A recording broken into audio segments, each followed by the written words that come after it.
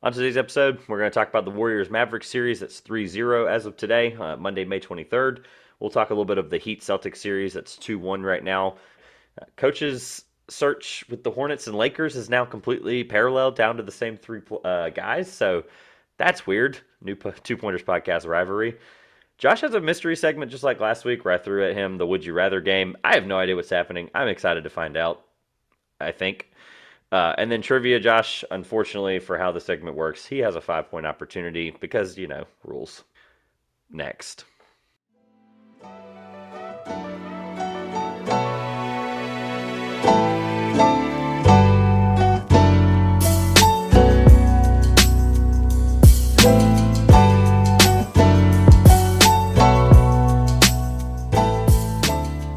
Welcome back to the Two Pointers podcast. I'm Josh.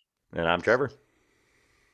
Man, it kind of finally just hit me that we're at basically the end of the NBA season. I mean, we haven't hit the finals yet, but like Western Conference Finals might be over tomorrow, or by the time this podcast releases, Eastern Conference Finals probably not going to be over soon, but yeah, things are ramping up, and we're starting to find out who our champions are probably going to be. So yeah, that just hit me.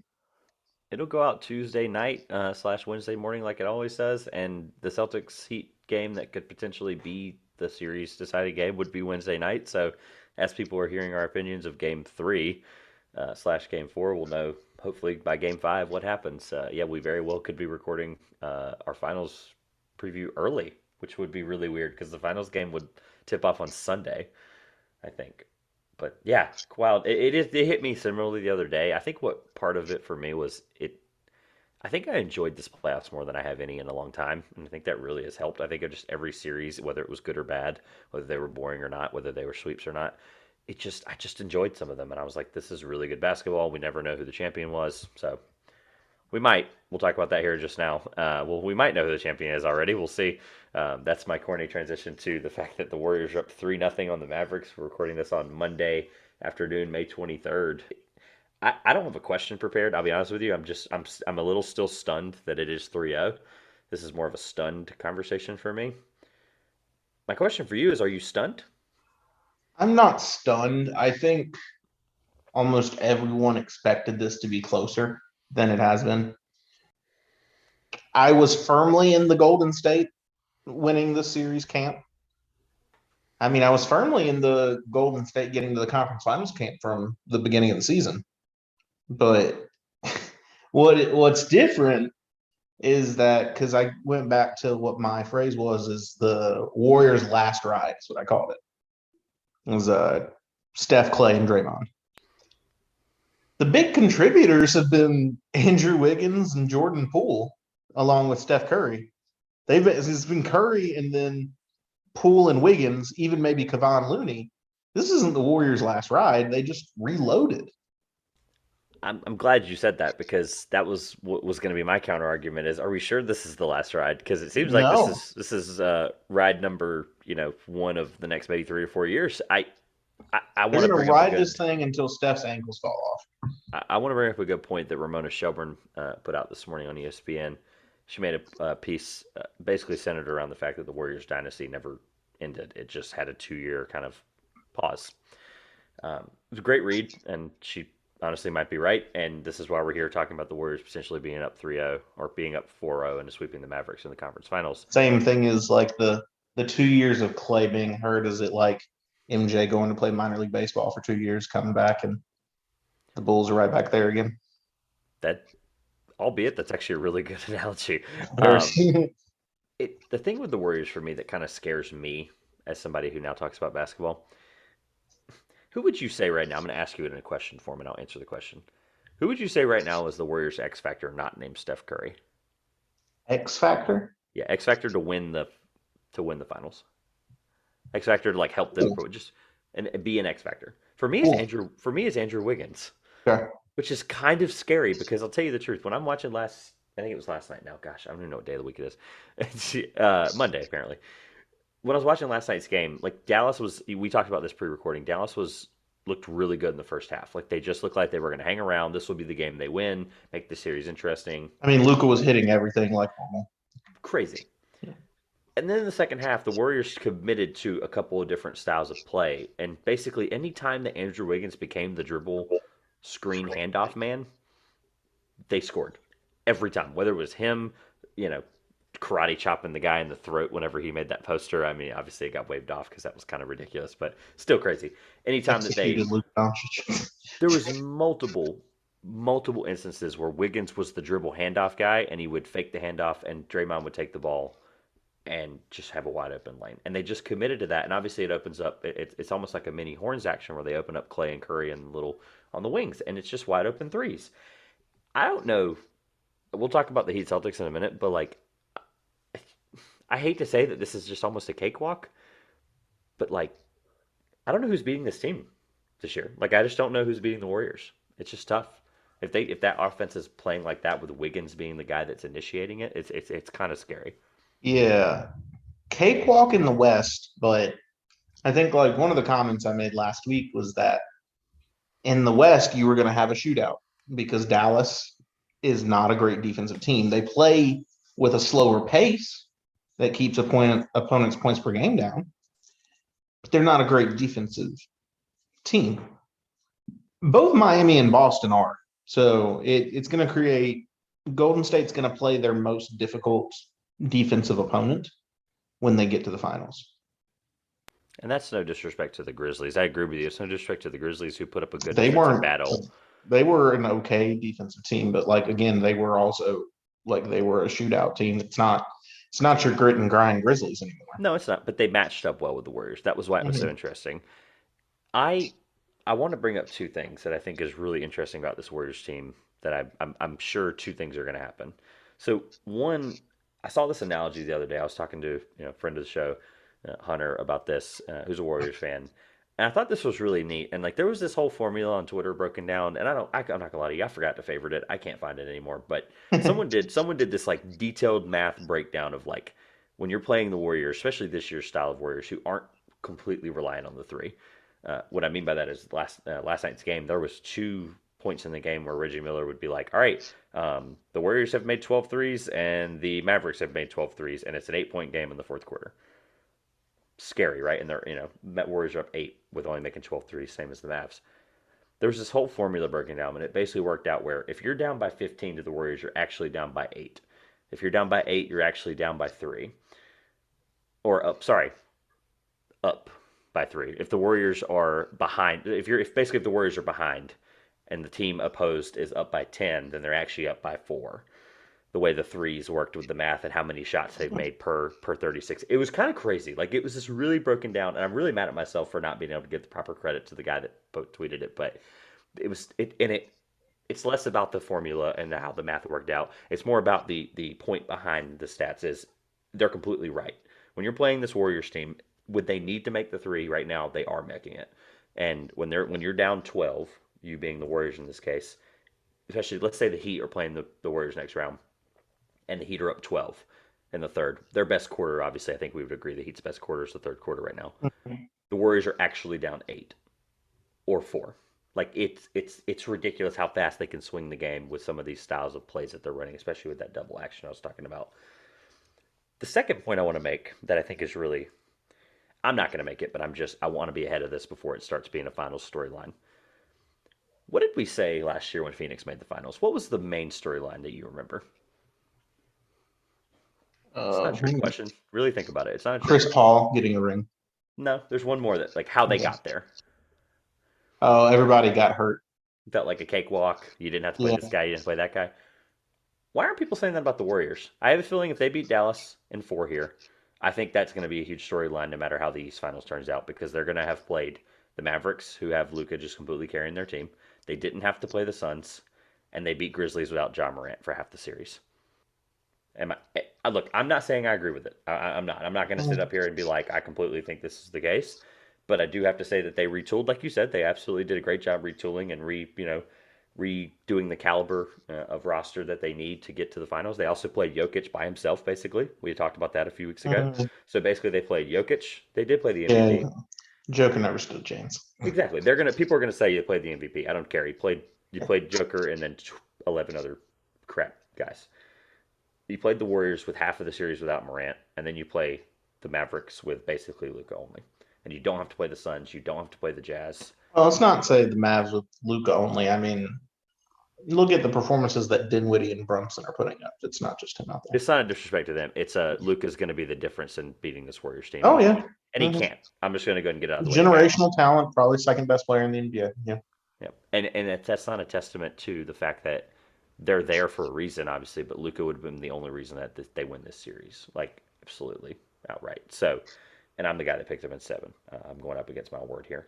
So I just wanted to be ahead of that storyline because I think people need to understand that it was a pretty.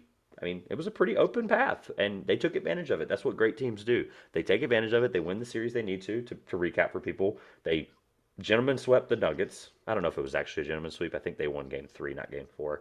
The Nuggets. They beat Memphis, tough Memphis team in 6 without John Morant for 3 of those games, and then they're probably going to sweep Dallas tomorrow night. So, just 2 things that I wanted to make note of with this Warriors team that I think are very interesting moving forward, regardless of who they play. Yeah, the Warriors are a dynasty, and it's scary. The only thing that could really make it come to an end would be Steph's retirement, and that's Yep. where it's going to come down to. Because for all the design that's been put into this team, the whole thing is still built around Steph Curry as the centerpiece. And if you take him away, then you're kind of a rudderless ship at that point. So it is one where I question the bit like if Steph retires, like if they're trying to make it a dynasty, who's the star? Poole? Yeah, Uh, that's not your caliber of guys. Steph yeah, obviously is like once generational talent, mhm. so it's kind of hard to replace that. I agree with you. I think it's a fall from grace. Eventually, it's going to be a matter of when or if for him. So Mhm. I'm still holding on to hope that he'll sign the vet men to play in Charlotte for his last season. I think it'd be cool. I don't care if he's terrible. I'd just love to see it. I would too. I think it'd be one of those things that I think people are going to be like, well, that sucks because he was one of the last guys to play for a franchise the whole career. And I think he's that kind of guy that might want that. And Yeah, but how, also like how much does he care about Steph Charlotte? grew up Maybe in not. Charlotte. He's a Panthers fan. He's a Hurricanes fan. Like Yeah, I would played at love to. Davidson in college. Like I would love he's to. just a Charlotte guy, and it would be fun to me to see him play a season at 39 years old. Yeah, look, hey, we're local to the Triangle. For those who might not know, I would love to see Steph do the siren for the Canes in the Stanley Cup Finals if that worked out somehow. Obviously, the timing of it's going to suck for both teams, but let's go over to the East in a series that, albeit, is more interesting. It's 2-1 as we're recording this. We're recording this about 3 hours before tip. 4 hours before tip actually, because Josh made a point before we recorded that why are they doing an 8:30 tip for an Eastern Conference Finals game? On man, seriously, it's I in Boston. now looking at it though, It's not like it's an we're 8:30 ABC. tipping in Milwaukee. No, look, and I look to answer your question. I think it's an ABC game, not a TNT game. ABC is a big national network, and because of timing and stuff, it's probably the best case scenario. So, regardless of what we feel about it, Miami is leading Boston 2-1. My question for you, I wanted to open up with because I think it ties the two conferences together, and then we can break down Heat Celtics a little bit from there. If you're Golden State, who do you want to win this series? The teams are so similar. I don't know if there's one you pick. I guess you would want to go with Boston because there's more injury problems. But if we're looking at if both teams are healthy, I don't think Golden State cares. Really? No. I would say it's the Celtics for a different answer. It's because of playoff inexperience or finals inexperience. The Heat have been there. They've had some guys that have been there, PJ Tucker, Jimmy Butler, etc. And Yeah, it's true. Yeah. Spoelstra's been there before. I Yeah. think it's a testament to although the Heat have not wowed us in the finals as in the last couple of years since they fall from grace last year and obviously the bubble playoffs the year before that. Miami's not been very impressive per se when they got that far, but I mean, this is a better team. Jimmy Butler's not having to completely carry them in the bubble. So I think that's going to help. I just, it's, when Tatum's on, though, like, I'm not going to sit here and push the Tatum top 5 narrative every week, but I'm going to at least make the point that, like, when he's on, he's better than Jimmy Butler every single time he's on. Like, when Tatum's having these nights, but the problem is Jimmy Butler's on the both sides of the ball. they're just, I mean, the Heat just seem unbeatable. But then you look at these box scores, and obviously the box scores don't tell the game all of it because there's a lot of injuries, et cetera, like you said. But like the Heat won 118-107 in game one.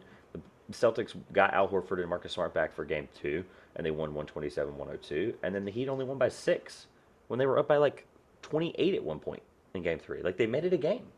Mm-hmm. So the series is one that we made a point. It's going to go 6 or 7. Miami jumped out to an early lead. Jimmy Butler got hurt, exits game. Then Boston comes back, but if Bam Adebayo plays like he did in game three, continues to, that's done. It's done. Salted away. I'm intrigued by this Gabe Vincent thing, and I wanted to spend 2 minutes on Gabe Vincent because this is, and What a I'm story. it is, and I'm gonna make a point that people might not realize.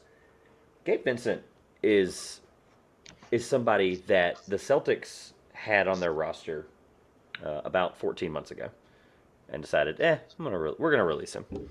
The other thing I think is interesting to note is I think right now 100% of Gabe Vincent is better than 70% of Kyle Lowry, and I think the Heat need to realize that and basically rest Kyle Lowry the rest of this series because they're winning these games without him. And they need to realize that if he's going to be any integral part of their finals run to try to beat the Warriors, as of right now, let's just assume for the scenario Miami makes the finals, and you need Kyle Lowry to be able to play on Steph Curry like a bull, basically. And you would assume that Kyle makes 3 shots a game, a couple of assists, and he plays Steph like a bull or Jordan Poole like a bull. And I think that's what if you're Miami, that's a perfect matchup for you.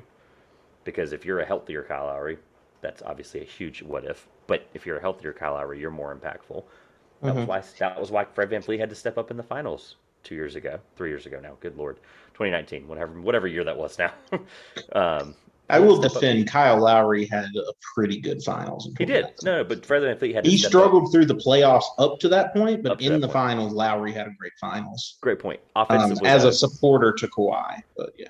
great point. Offensively, Fred VanVleet was able to step up because Kyle had to be the bull. I call him a bull on defense because that's basically what he is. He's basically that like a roaming point guard, that box and one style guy. If Kyle Lowry had played 10 years before, he would have been the best box and one point guard that the mid 2000s played.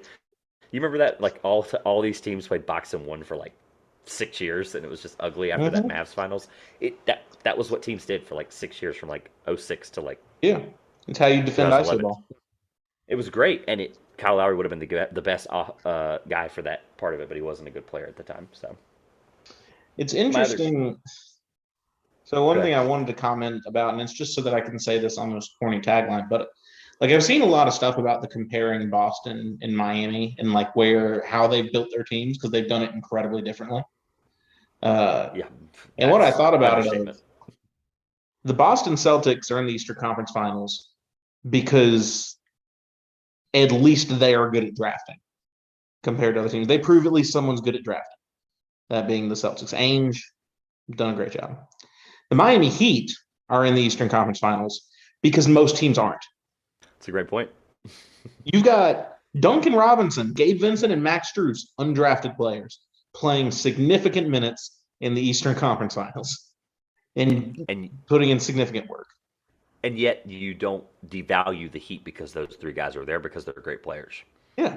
That's the part that It's just I that's think where I baffles got it people. in. What I'm saying, the point is Boston's in the Eastern Conference Finals because they did a great job of drafting. Like basically their whole core is guys that they took like within the top 6 picks. And then Miami, it's free agents, undrafted players, and Bam Adebayo, who went, I think, 14th, who, if we redrafted his year's class, would have definitely gone like top 3. Probably should have gone top 3. That's a great what if, and I'm not gonna lie to you, I forgot what year he was drafted, so I am pulling up his draft class right now, and we're doing this right now. This is a what It if segment was we're just talking about. De'Aaron Fox and Malik Monk that year. Yes, the Malik Monk draft class. That's right. Yeah. 2017 NBA draft. That was a really good draft. Yeah, Bam went 14th overall. Here, Tatum should have gone before him, okay, rightfully hold up. so. To recap for people that might not remember, this was the Markel Fultz, Lonzo Ball, Jason Tatum Yep. top 3. If we're redrafting this, I would take Bam Adebayo second. Unless I'm missing somebody way below down here, I completely agree with you. I think it's Yep. very, very. I don't think this is a debate. This is a cool segment, though. I would probably go my top 5. I'll do top 5 because I think 3 are obvious. I would go Jason Tatum at 1, I would go Bam Adebayo at 2. And by the way, for the listeners that might be new here, I'm not as high on Bam Adebayo as some people, but I still would be Like me. respectful. I would be respectful to have him at 2. I did like him in the pre-draft process. I just didn't think I thought his process would take a lot longer. Jason Tatum, Bam Adebayo, and I would probably go. I would go Donovan Mitchell 3, as much as it pains me because he's just not the player that maybe we thought. I think I'd probably go Jarrett Allen at 4, and I'd probably go I De'Aaron would Fox at also 5. still consider going Lonzo Ball at 4. That's a good. Even though Good point. Allen is great, I think Lonzo, if he stays healthy, is going to be great still. That's true. All right then. Yeah, no, I think I'm fine with that. I think I would go Allen. I'm sorry, I would go Allen, Ball, and then Fox at 6. I said Fox. I forgot about Ball. So yeah, it's So yeah, interesting draft. just to prove my point that it's Miami is here in the conference finals. Like they never tanked. They just find like they are what we like to claim the Spurs are. They find the great talent in places no one else does. It's a great point. The Spurs have done it a little less prevalently lately, but they are still Yeah. famous for doing it. Obviously, Josh Primo could turn out to be, a top 20 player all time. We have no idea. Did he play in That's a game this year? that's a joke, by the way. He did. That's a joke, by the way. Okay. Um, I had a question for you. I thought that was interesting because obviously the Warriors series, Maverick series. I couldn't ask you this question because it's very boring. It's 3-0. What's something that impressed you on from Miami and from Boston, whether it be a player, a scenario, a team, a coach, something? What's something that's impressed you from either side? One from each side. Because I think it's good to The know. Miami side, Think about this for next year round. Because one of these things is going to have to step up, like whether it be an X factor of one of these guys, something that impressed you is going to impact the Warriors series against whoever they play. so on the Miami side, this is not going to be groundbreaking. It's the stuff that I talked about. The what was the stopping point for me thinking the Hornets could actually do something, which was that Miami's defense is suffocating. It's not something that comes through in the box score at all. It's something that you just have to see how difficult it is. And their defense just sucks the life out of you. It's incredibly heartbreaking for if you're a fan of the team playing against them to watch your offense struggle against that. That's definitely the most impressive Miami thing. What? I'm gonna comment on Miami's first before we go to Boston because I have one Okay. as well. I don't think people understand that they have not relied on Jimmy Butler, and what I mean by that is he scored 46 or 44 in game one, and they won the game by what 118 107, so they won the game by what is that quick math 9. So he could have had 30 or 28, and they probably still win that game. I think it just matters in that moment that he was the only one scoring in the fourth. He had like 18 in the fourth, 16 in the fourth, something like that. They haven't relied on Jimmy Butler. It's a testament to your point is they've completely suffocated teams on defense all throughout the playoffs up until this point. And I'm referring to just in this Miami series with Boston, but they have suffocated Boston whether people realize it or not because Tatum's basically having to claw and fight his way and shoot 11 for 23 from the field and Butler's not having to be the complete offensive load. He has been, but they haven't needed him to be the complete and utter carry of this team. All while getting out rebounded, out assisted, by the way, per game. I thought that Mhm. was interesting. That's part of the reason I was saying that, is they were obviously statistically getting beat by Boston in most categories.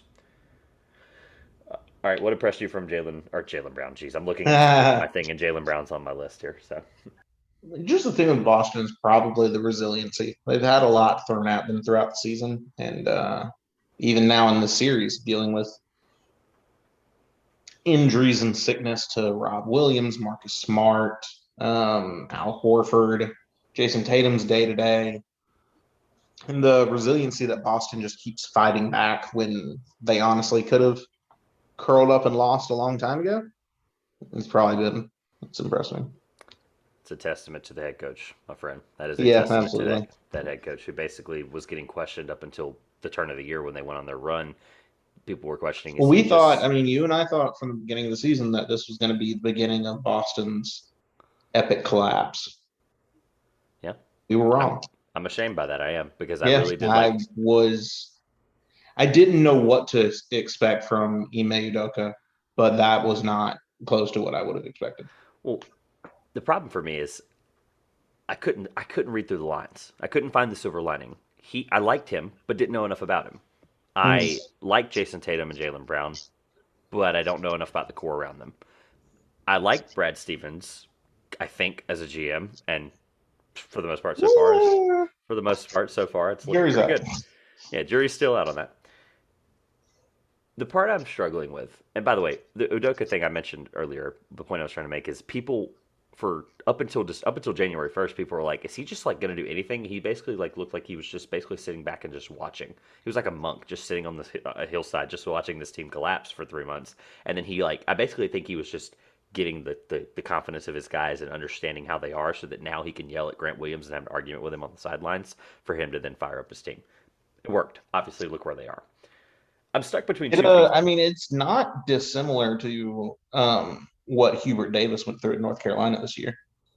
There was a lot of times where the team was openly struggling. He's public criticism, and really what he did was he just stuck to the plan. He had confidence in the plan and confidence in his players. I don't think it's all that similar to what Udoka had. He had a plan. He had the players and the confidence, and he had to sit back and wait for it to actually come to fruition. You got to build your trust, and that's. I mean, Mm-hmm. Davis didn't. And the point I would make, counterpoint I would make to that is Davis didn't have to necessarily gain trust of those guys because he already had that trust from the university. But it, understandably, the Celtics had some trust in Udoka because they hired him. Obviously, very off the wall hire at the time, technically, because people think that Boston's very similar to Los Yeah. Angeles and all these other big colleges that they're going to get the big coach, and they didn't. They went with the guy that made the most sense. I'm stuck between 2 points that I think impressed me. One is Marcus Smart's been absolutely horrible when he has played this series. Obviously, I get he has been injured. He's been terrible, and literally the whole point I wanted to make here was every time he has the ball and he's making a pass in some form or fashion as a playmaker, they've been awesome. Go back and watch any of game 1 or 2 when he played, or 3. Anytime he had the ball and he made a play make, or he had to be a playmaker basically, whether it be 10 seconds left in the shot clock or bringing the ball up and initiating the offense. He was making these passes, these unbelievable touch passes in the air, finding the right guy where they might make a closeout between two guys on the three. It's been unbelievable to watch. Albeit some people don't believe Marcus Smart's point guard, he's been really good for them in that regard. The other point I wanted to make is Jaylen Brown has found a way, and I don't know how to say this other than the way I'm about to say it, which is bluntly. Jaylen Brown, I don't know if you know, is the leading scorer in this series with 29 and a half, 9 rebounds, and 2.5 assists. While not being able to basically dribble, like the Heat are doing the pressure double offense on Jaylen, defense on Jaylen Brown. They're basically doubling him every time he gets the ball to force the Boston Celtics to move the ball around the perimeter Yeah. and get into switches that the Heat want. Jaylen Brown, it's one of his biggest knocks in the draft cycle, and he was the draft class after or before he was the draft class before the one we just talked about with Bam, and he's never been able to dribble very very well, which is always why he's always been this two guard and very stuck to that. And for him to be 29 points just shows you that but the Celtics are doing things that they can, albeit they're not up in this series. It's 2-1, but they're fighting and they're staying in this series and they're getting Jaylen Brown the ball to a player who literally right now can't dribble because Miami's just making him look like a fool every time he has to dribble the ball. So I'm impressed with Jaylen Brown, who's just kind of he's not a very vocal guy, obviously with stuff with the social justice he is, but he's very like on the court, he's gonna do your job kind of guy, and he's a 30 point per game average doing his job. It's kind of crazy. It just Incredibly talented. if I'm a Celtics fan, every time he gets the ball and he goes to do a triple threat and go to move, I'm like, don't move, stay right, either shoot it or pass it, don't move. Like he just can't dribble, and it's really nauseating. And I feel for Celtics fans. I hope that he's in the gym with Drew Hanlon this summer, just doing dribble drills for 3.5 months. Like I really hope him and Yeah. Drew Hanlon are just having a field day this summer. He needs it bad. I think Jaylen Brown's the perfect example of why you should never listen to a team's Twitter fan base 100%. because they've been trying. The Celtics Twitter base has been trying to, or Celtics Twitter has been trying to trade him for a established star for the past 5 years. At one point, there was C.J. McCollum, Jaylen Brown trade like Yep, scenarios, yep, and I and yeah, that I happens. let's Yeah, just be clear on that. That yeah, is not something that should have happened. no, So I'm going to ask you this because I don't think the answer's changed. I'm going to ask you now because I want to see how the answer changes. Actually, I'm going to flip that. Assuming Golden State moves on tomorrow night. Hmm. Even if they move on in 5, doesn't matter. By Monday, we will have different answers. Golden State moves on. If they play the Heat, who wins? And if they play the Celtics, who wins? And then we're going to reevaluate this question in a week. Right now, Golden State against Miami, Golden State wins. Don't worry about any games because we don't know that yet. Golden State against Boston, I'm going to stick with Boston. Wow. That's why I wanted to ask. I'm I had a not feeling changing. you believe in this I'm Boston team. not going to panic with Boston down 2-1 and change what I see with my eyes and I can read like in the numbers. Now, in the numbers, I said Phoenix and Boston was going to be the finals matchup, and I couldn't pick between the two of them. Phoenix didn't make it, but Might not have to. Oh, just kidding. You won't have to anyway. Duh, they didn't. You won't have to yes. pick between them. They aren't there. No, I I'm have, not going to have to. this is turning out to be a perfectly written book where I'm going to watch Game 4 tonight, and I'm going to text you in the halfway through the third quarter when they're up by 29 and it looks like the game's over for Miami, and Boston's like, this is a series now. Because if it goes 2-2 tonight, like this is completely anyone's series, and it's going to be a bloodbath for the next 3 games. For those who might not know, tonight's game is obviously the 23rd. We're recording this the afternoon.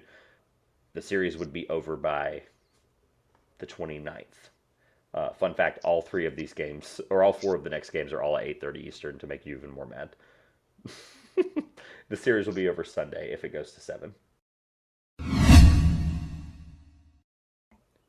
You ready to talk about some coaches rivalry scenarios? What are we saying Not about really, this? but sure, let's get into it.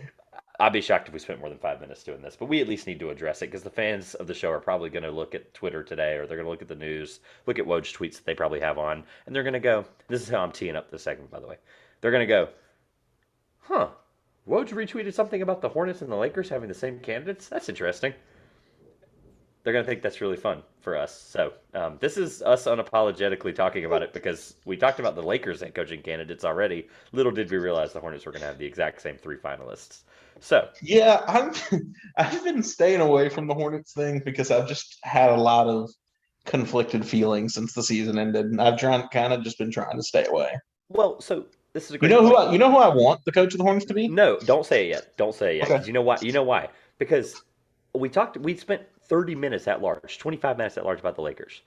We never once, and you've done a great job of somehow getting me to never talk about this. Like the Hornets just head coaching has been open just as long, and you've basically just avoided every time the conversations come close. You're like, nope, we're going to go down this way. Now that we know the final 3, who do you want? But it's now that not. we It's know the final 3 for the Lakers. It's not the final 3 for the Hornets. Oh, okay. So, and that's The okay. Lakers are further. You fired your coach first. That's fair. Your season ended first, That's true. and you're further in the search process. However, your final 3 are also still in like our search. Okay. So then it would still be the same question. Like, assuming that I know you don't want D'Antoni because for those that follow our Twitter, Josh doesn't want Mike D'Antoni. Let's just assume for the analogy that for the conversation that these 3 are the finalists for both because I think that's what it's leaning towards.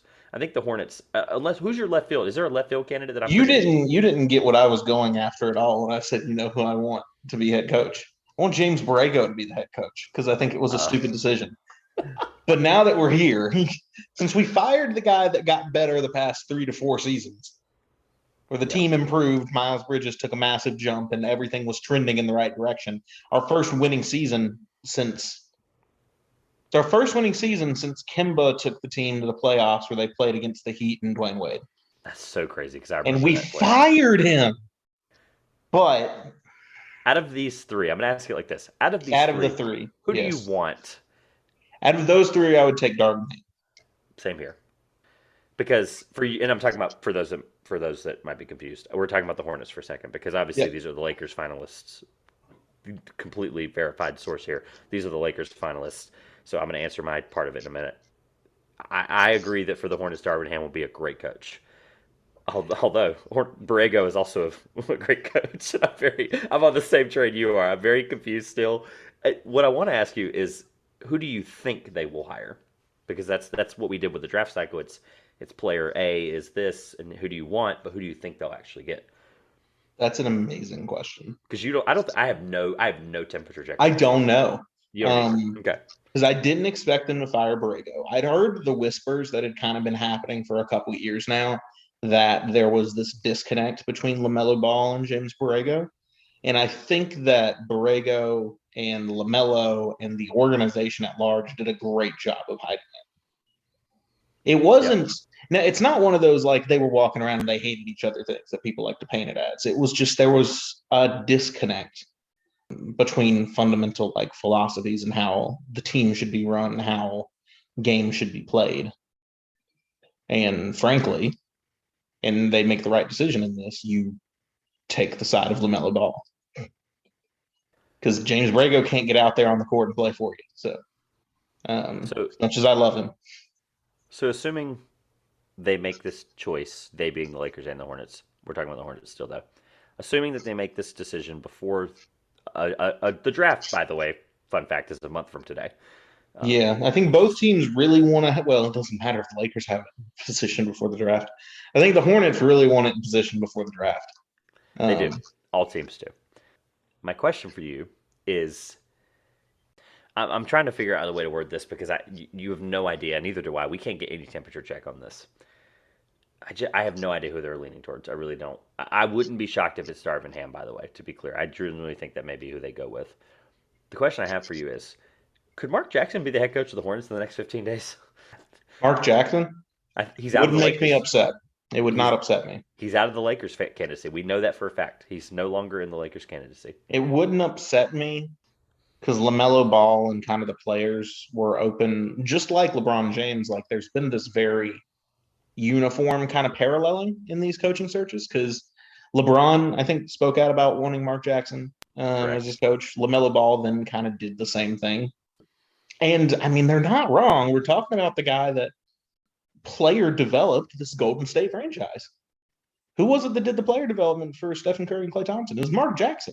It was Steve Kerr. I'm just kidding. I'm a Twitter troll right Steve now. Kerr walked in and won a title the first year because they were already the Splash Bros. That's right. I agree with you. If we're talking about someone with a proven track record of building up young, talented players to make the jump to the next level, that's Mark Jackson. Now, that doesn't fit in LA. I think he's a good players coach. That's why LeBron wanted him.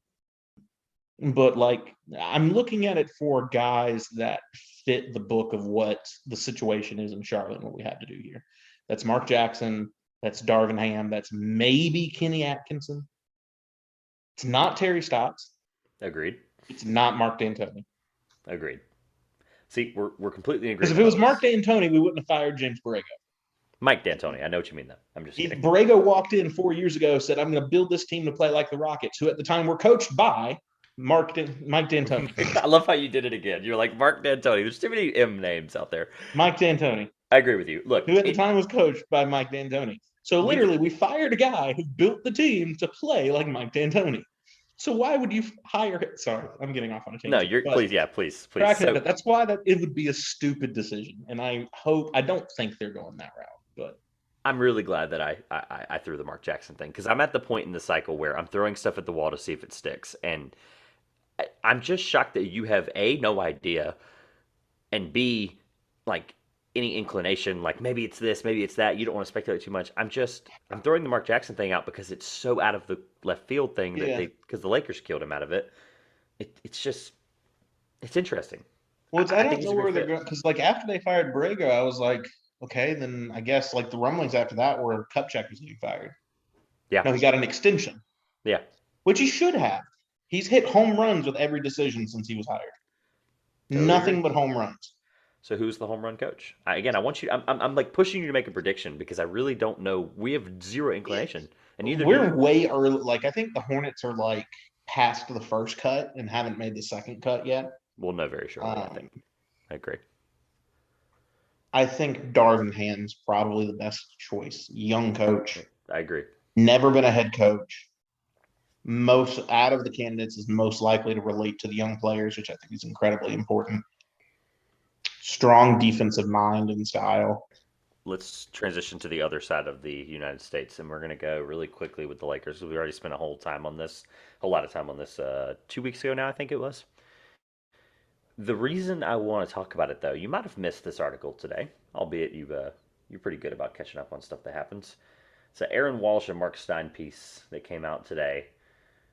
Lakers rumors, so this isn't confirmed. Mark Stein is obviously very credible. We know that.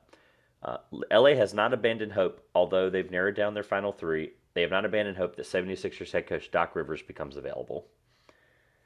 So where we are in the cycle, and you can laugh. Go ahead. Go ahead, laugh. I'm gonna read Actually, this. to be honest, dude, Doc Rivers to LA is not the worst option for the Lakers right now. It's absolutely the worst out of these four. It It literally really could. isn't. It's worse. It's the worst. I'm good. Um, I'm out on I Doc. really think that like a Darvin Ham hired in LA is like just a terrible situation for him Agreed. to He's go in the into. cycle. He's in the For interview a cycle. new coach, I think the whole LeBron AD Westbrook situation is just a terrible one for a brand new head coach to walk into. He's in the Lakers part of the cycle because of the interviews and learning from the process. That's Yeah. 100% why I think he's going to end up in Charlotte or end up in one of the other three places. Probably they end up with a new head coach because he's in that cycle where he's the Mike Brown. Like Mike Brown's obviously way more experienced than Darvin Ham, but Mike Brown went through the cycle of a couple places, stayed in the Warriors for a while, interviewed a couple places a couple years ago, realized he was probably going to get a job this year, and he waited and he got the job. Darvin Ham has been interviewing Good for luck team. Mike Brown's a good coach. how many times did we talk about? Agreed. How many times did we talk about Darvin Ham last year in the coaching carousel conversation we had? One of our best segments was the Darvin, like the 8 coaches open, and Darvin Ham was one of the 40 guys that interviewed me. He was one of the names we talked about at large. Mm-hmm.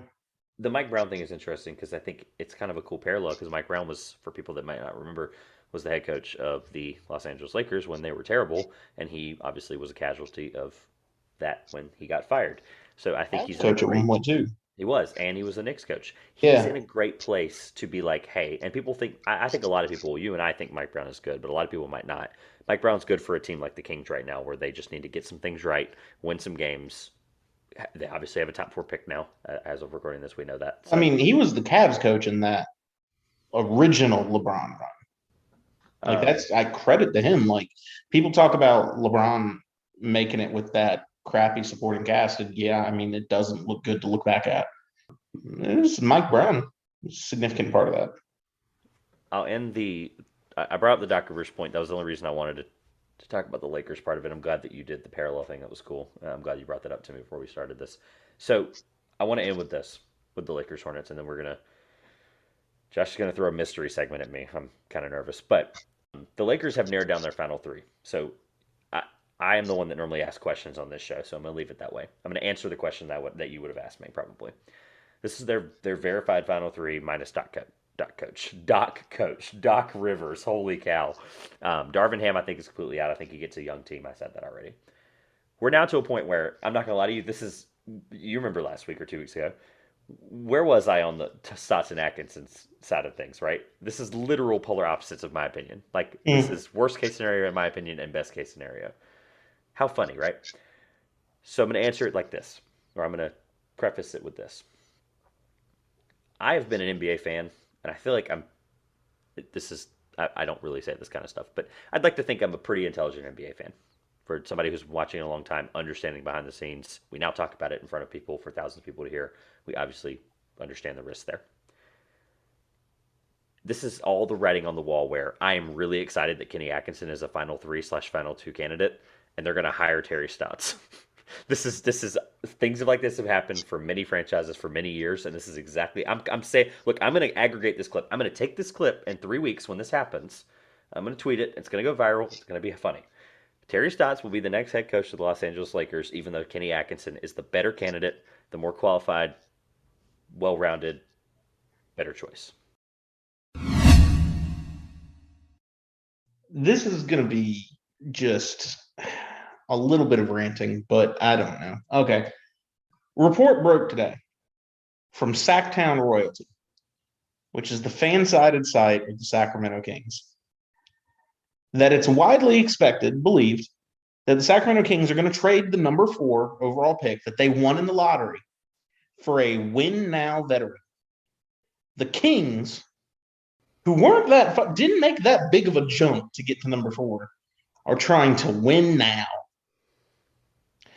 Last time the Kings won anything? A year they made the playoffs last?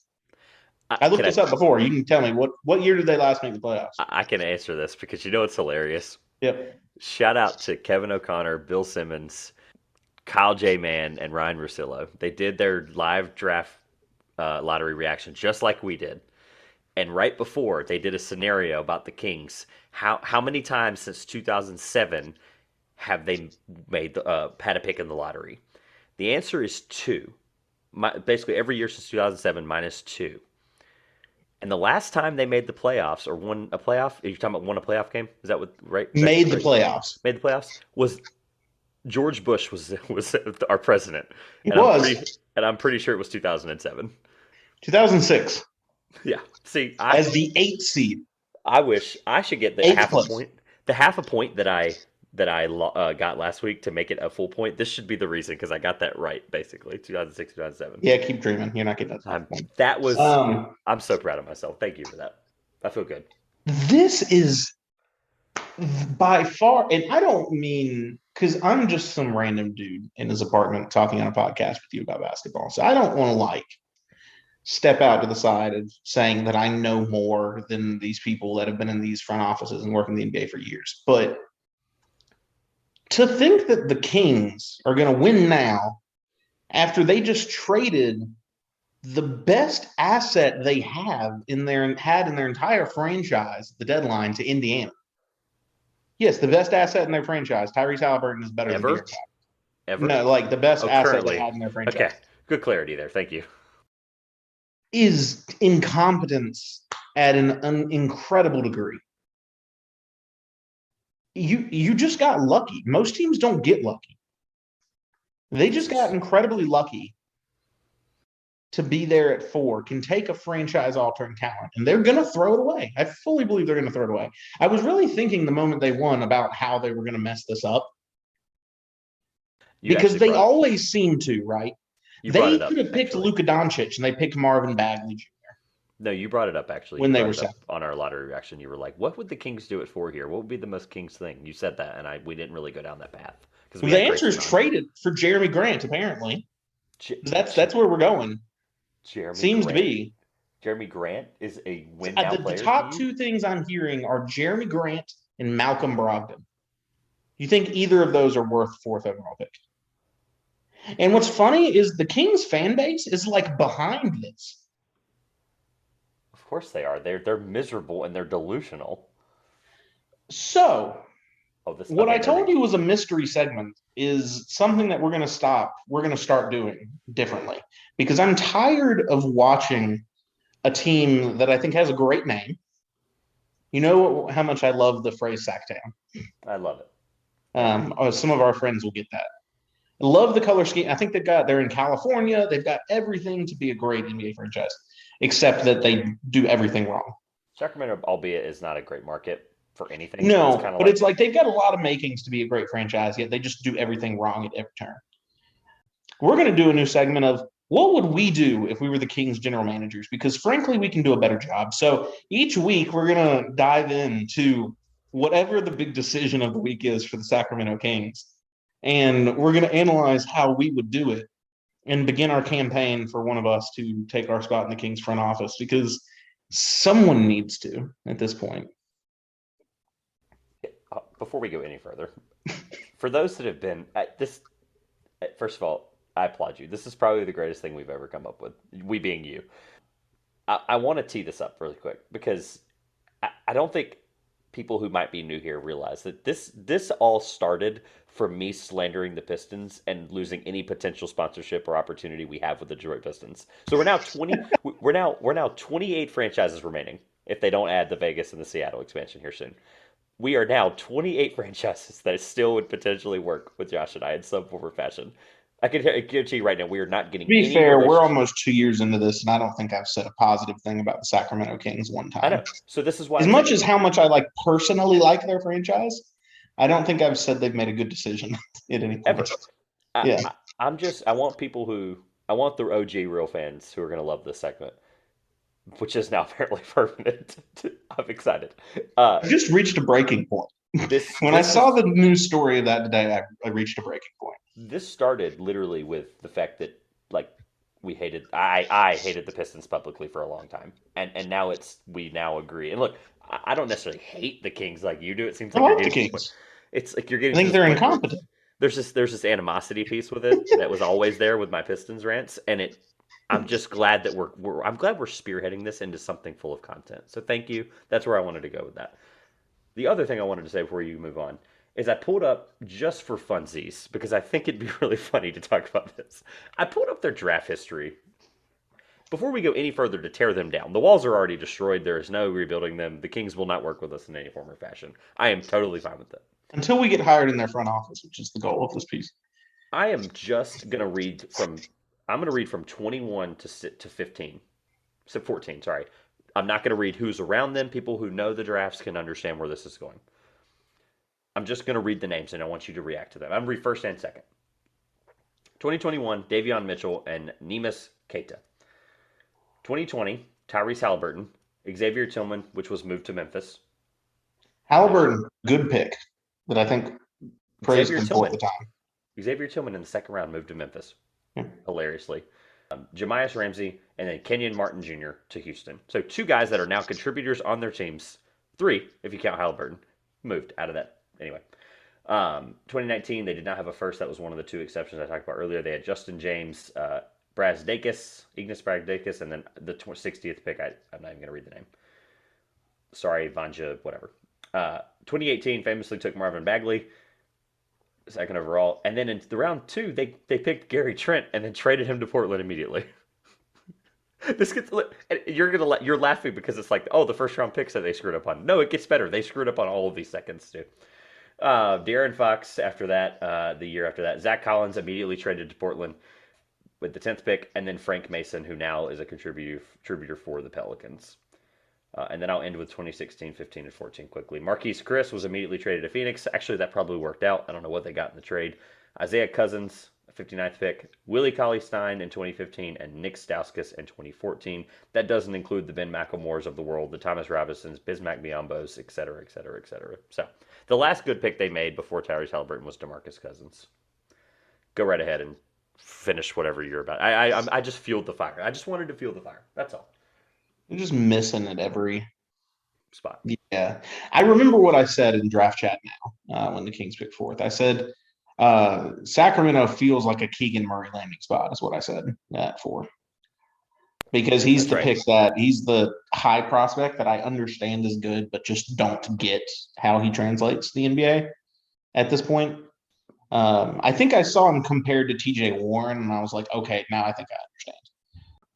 It's the only thing that I'm starting to turn around on Keegan Murray a little bit, but I was like, yeah, it just feels like Keegan Murray feels like a Kings pick, and we'll never hear from him again. All right, I'm excited to hear what this week. So the question is, if we were the Sacramento Kings, what would we do with the number 4 overall NBA draft pick? And I think I kind of outlined what my point was through my rant at the beginning of this, is that we would keep it, not trade it away for a win now veteran, whatever that means. Jeremy Grant, apparently. He hasn't won anything as a veteran. And you know how I feel. I'm not saying a word. Yeah. He's your example of good stats, bad team. Yeah. Good stats. Yeah. So you keep it, and so let's track out how we think this lotto is going to go. I mean, yeah, the type of lotto is going to go. It seems like it's going to go Jabari Smith at 1. Whether he should or not, it looks like Orlando's going to go Jabari Smith.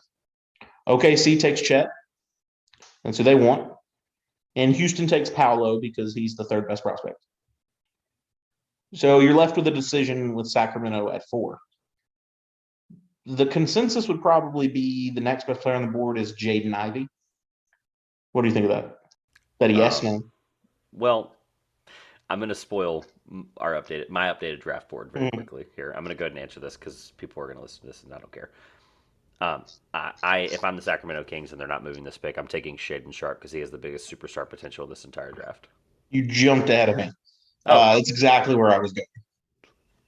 Because I was vocal in my criticism of Sacramento taking Davion Mitchell because you just added another point guard.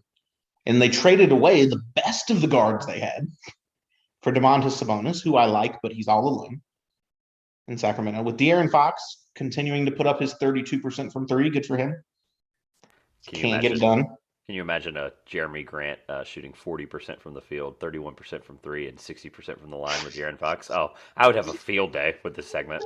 What would we do? We would cut Jeremy Grant and we would send De'Aaron Fox to the G League. That's what we would do. Yeah. Anyway, So Trevor and Josh making the selection that we will see whether or not Sacramento does. Sacramento seems to be moving towards trading the pick for win now veteran. Trevor and Josh would keep the pick and surprisingly unanimously agree to draft Shaden Sharp at 4 because his ceiling is literally in the clouds, and is the franchise changing talent that could take the Sacramento Kings somewhere. the the I'm laughing because I've tried to figure out how to put this sentence together. The part I'm excited about with this segment is what are we gonna do next week when it's still what do we do with the fourth pick? Are we gonna be We'll come like up with a different question. I'm going to dive into what the whole situation in Sacramento, and I'll bring you a different question next week.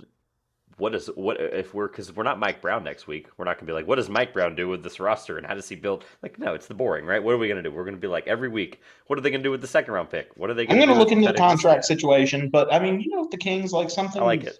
if they do trade the pick within the next week, then we have to change the question and do something else. That's the And thing. so, We're going to have to, as they don't do what we tell them to, we're going to have to adjust so in how this we're going to do scenario, this. we are Monty McNair and we are Vladi Divac. The question Yeah, is, if one of us owned the team and one was the GM, yeah.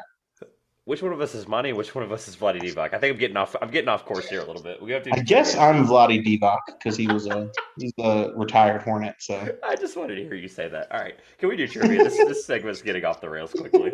it started off their franchise off the rails. So. Let's have some fun. We talked today about the Western and Eastern Conference Finals. We talked about the head coaching stuff, and now apparently, and I wish I had known this because I would have done a Kings draft segment. That would have 100% been the trivia question. It would have been who is the first round picks that weren't DeMarcus Cousins, Tyrese. I would have had you do that, and I think you would have struggled. It would have been hilarious. Trying to have you figure out who Thomas Robinson was would have been awesome. So you know who he is, obviously, but I remember Thomas Robinson. remembering him being drafted in 2012 would have been the point I would have been. I remember him at Kansas. Yeah, Ben McElmore. That would have been funny. I wish you had told me what it was because I would have, but also my reaction wouldn't have been as funny. So, we are going to talk about Charlotte Hornets head coaches. So, immediately please put your phone away because obviously this is a topic that you cannot look up because you. Question. Yeah, I know you. I know what you're going to ask. I'm prepared. I am prepared. Okay. It is the 1989 to 2022 Charlotte Hornets. It is the Charlotte Hornets All as we know the way in Charlotte. through. Yes. Hold on. I'm going to get there. Yes. We're going to talk about the Charlotte Hornets. I know. Look, and I did not fully understand the in-depthness of that till I gave you the book about the Hornets' first year. I agree with you. Obviously, the Bobcats are now what we now know the Hornets. I get it, right? I'm there. The Pelicans or whatever, right? However, I had to come up with 5 points. And I'm not going to lie to you. With these topics, I struggled mightily until I came across this. The Charlotte Hornets have had, since 1989, since their inception in Charlotte, have had 12 head coaches. That's it? That's it. Albeit, that was a lot, right? A lot of good head coaches, right? Fun fact. How many do you think made the playoffs? The answer would be 5. That's why we're here. Okay. 5 potential answers. You have to tell me who of these 5 Question. Made the playoffs. Does the play-in count? I just have PST as playoff record. So no. Does the play-in count? No would be the answer based on our friends at StatMuse. The answer would be no. Begin. You are naming Hornets head coaches that have all 5. You get 10 guesses. Relinquishes hints. I'm giving you, even though you didn't do that last week, I'm giving you 10 because I think that's fair. Do I get a point for every one of these I get right? Correct. Oh, I've got at least 2 then. All right. Good. That was I want look, and I understand. I know you're going to be like, oh, like this seems too easy, whatever. I struggled, and this is a way for you to get another 5-point lead. And I'm going to try to come back next week, and you're going to hopefully give me at least 2 or 3, maybe make it whatever. 20 to 17 and a half is currently though. Yeah, so not bad. Okay. So the last time the Hornets made the playoffs was 2016 under Coach Steve Clifford. Okay. That was literally a whole team on Kemba's back. Yep, that is correct. Steve Clifford was the head coach from 2014 to 2018. He had a regular season record of 196 and 214. Ouch. And his playoff record, or PST, is what they call it, is 3-8. I think I want to say we made the playoffs in 2014 too. That was also Clifford. I Larry just Brown I just gave you way was too much of a hint. I just realized I did give you the 2014 thing with Clifford. I was trying to be fair and tell you when they were there. um, Larry Brown took the Charlotte Bobcats to the playoffs in his one season as the head coach. Is that a final answer? Yeah. That is correct. And Larry Brown, fun fact, was actually there from 2009 to 2011. His record was 88 and 104. He's one of the longer tenured head coaches in Hornets history, or Bobcats history in this case. And they were 0 and 4. They got swept the year that they. Yeah. Yes. It was by Dwight Howard, Orlando Magic. Yep. Larry Brown, the famous Larry Brown, who's going to end up getting hated all time, I think. But he's one of the best coaches of all time. I'm going to die on that hill. So what he's done at every level is insane. Yeah, I'm not gonna discuss Larry Brown further today. No, we're good. We can leave it there. Yeah. I just wanted to be vocal about my There were a thoughts. lot of thoughts that went through my head, but we're gonna leave that. Just want to share. Um, at this point is when I just start throwing out names that sound like they could be right, because I think those were because, like I've said on the podcast before, I only acknowledge 2004 to now as franchise history. Yep. According to this, I 2004, respect 2005. the heritage of the name of the team, And the city, of but course, as that well. team went to New Orleans. And I think that I want to say we've only made the playoffs 3 times. Brown and then Clifford twice because Borrego lost in the play-in both times. So That would be this correct. is all going now back to the Charlotte Hornets, who were the 80s, 90s teams that were pretty successful. I do want Uh, to preface this to prove your point for those that might be confused about that, the heritage of where they are and how they've ended up places. Look it up first of all for those that might not know. But even our friends at StatMuse have it listed as from '89 to 2000 and because there was a 3 year gap where I think we didn't have any Charlotte Hornets basketball. Is that right? 2002, 2005. It looks like there was a gap. So mhm, yeah. So basically, they acknowledge that the Bobcats were on here and then the Hornets. So they do have both. So I will say mhm. even our friends at StatMuse have it correct. Dave Cowens. Wow. What a pull. You are 3 for 3. Dave Cowens is correct. I think that's the last one I'm going to get. For those that are not keeping score, it is 23 to 17 and a half. Wow. What a beating. What a absolute just Dave embarrassment. Cowens is the only thing I could remember of being one of those early Hornets coaches. I could tell you a lot of players from those teams. Yeah, I'm also doing this before the book that I gave you. I gave Josh a book to read. I thought it was interesting. It was a good read I did a few months ago of the first season of the Hornets Yeah. history. And I'm glad I did because a lot of these names are in that book. So I'm Yeah, very. I haven't read the book. I'm good. I know. You said it earlier. He gave me this book like 8 months ago, and I haven't read it yet. It's sitting on my nightstand, It's a but good book. I think I'm going to tap out here because I don't have further guesses. Like, I For don't. not, Like, that's all I've got. okay. Because, frankly, my knowledge of the team pre 2004 isn't very good. For time's sake, I respect that. Mm-hmm. Let's go from start to finish. I'm going to name all the coaches because there are 12. I think it'd be fun trivia.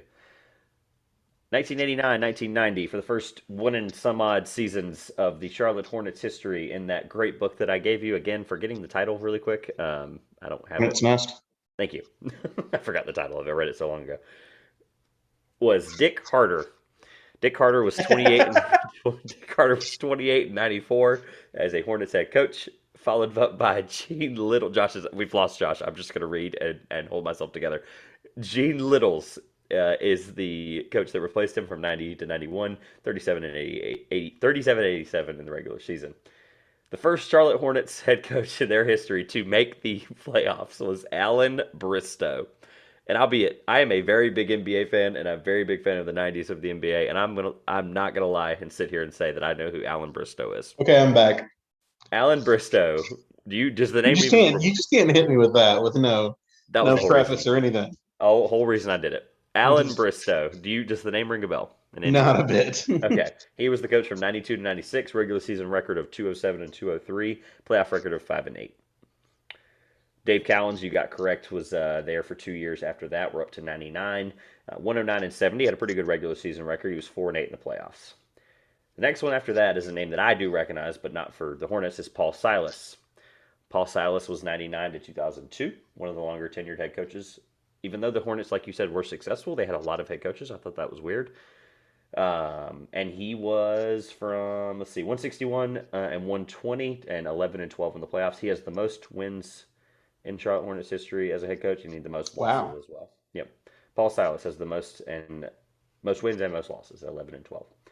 3-year hiatus of Charlotte basketball, followed by Bernie Bickerstaff. Yep. JD Bickerstaff's dad, JB, thank you. Father, Charlotte Bobcats. He was terrible, 77 and 169. Sam Vincent coaching an expansion team. I know. 2008, Sam Vincent, 32 and 50. That was one season. You got correct. Larry Brown, we already went over him. We're now up to 2011 with Paul Silas, and this is where I wish your Bobcats trivia would kick in here. But Paul Silas came back and coached 2 years of the Bobcats. I thought that was hilarious. 32 and 88, followed by Mike Dunlap for 2013 only, and then the era that I do mostly remember, Steve Clifford and James Borrego. So people were probably sitting here and going, why, you idiot, did you give him a Charlotte Hornet question to give him 3 points? Well, I thought he was only going to get 2, and I can deal with a 2-point deficit up on top of whatever we had before. It is 23 to 17 and a half, and I wish I'd come up with a better question, but I'm not going to lie to you, I was struggling very mightily. I tried to do Western Conference Finals, like, all-time ranking stats, stuff like that. I tried to do Lakers coaches stuff, but I feel like that was even easier because, it's like I looked at the Lakers list, and I'm not going to lie to you, it's you can just pick big names out of a hat. Yeah, it's like, I looked and I go, okay, cool, Bernie Bickerstaff was on there. I thought that was cool. But, like, there's just, they had so many coaches that made the playoffs. Like, I just had so many of them. I didn't know what to do with that and come up with 5 points. So, anyway, that was a lot of fun. I am excited to spend the next however many months we decide to do this, where we tear down the Kings and rebuild them. We're building them up. We're rebuilding. We're tearing them down and rebuilding them. Yeah, we're ultimately making fun of them. We're trying to fix them. Yeah, ultimately it's still a shame segment, which I thought was funny. So, all right, don't forget, I never do this anymore for some reason. Stupid me. At Twitter, at Twitter, at the 2 Pointers Podcast. Facebook.com/2Pointers Podcast. Instagram and TikTok is both at the 2 Pointers Podcast. Please check out Draft Chat episode 4. We live reacted to the lottery as well as had Thunder segments with resident Thunder fan and friend of the show, Grayson Hill. Josh, I'm done. Close us out. This has been an especially off the wall 2 Pointers Podcast. I'm Josh. And I'm Trevor. And we will see you soon.